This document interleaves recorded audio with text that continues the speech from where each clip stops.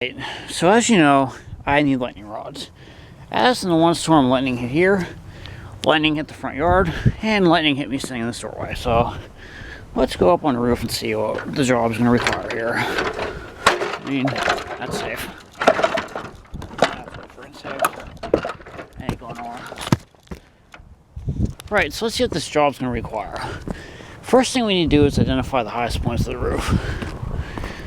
Basically, this chimney, the satellite dish, and this peak.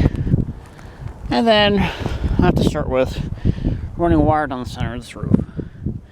And I need a wire there, wire on that part, a wire on that part, and that part, and that part, the whole way around. So basically I have wire here, all connected there, all connected here, all connected over there and there, into the chimney.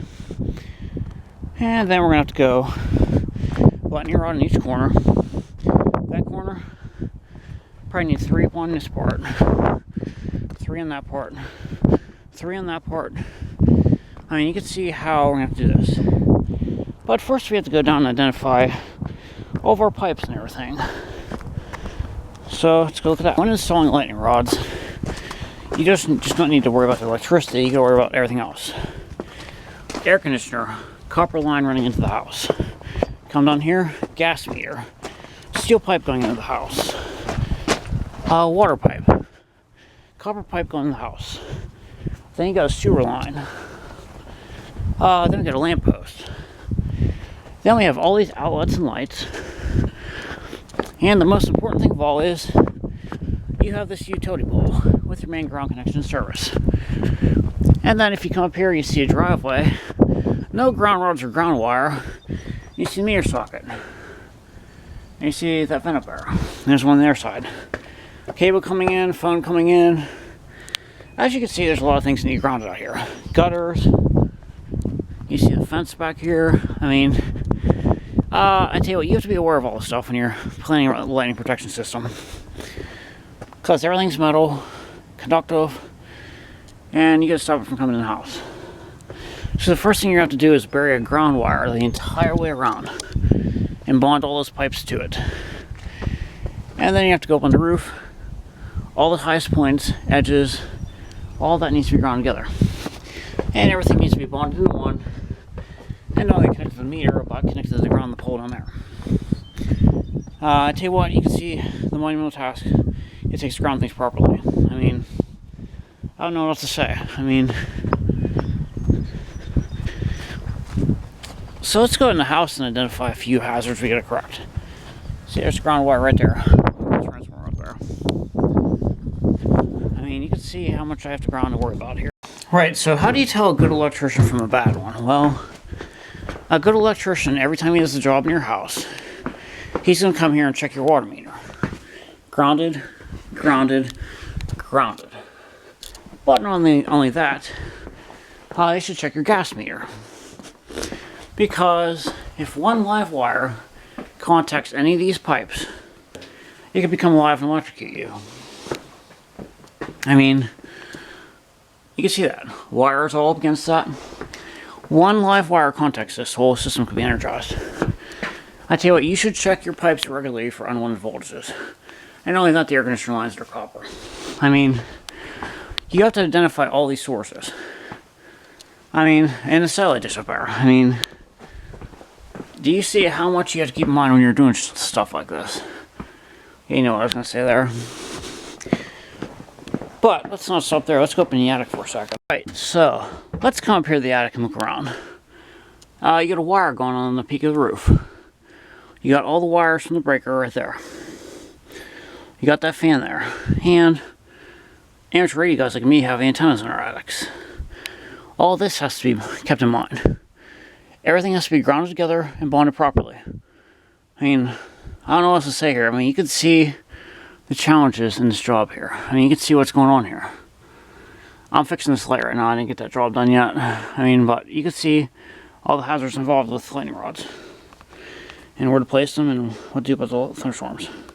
Right, so let's come out here to the panel for a second before we start this job. I mean, right, so that said, let's come look at this panel real quick. Let's see. Last inspected 1988. Yeah, that needs some stuff like that. We've got GFCI breakers, everything in there. Main. I tell you what, never ever ever throw that main once under load. You have to kill all these little breakers first and then throw the main. I mean, most of the stuff's not even listed in there. I tell you what, since we're going to replace this breaker, I'm just going to rip this whole sheet of drywall out of here, and then we're going to fix all this stuff. You can see how this is. I'm just going to rip this whole sheet of drywall out of here because the next couple years this is going to need replaced. Let's come out here and show you why for a second.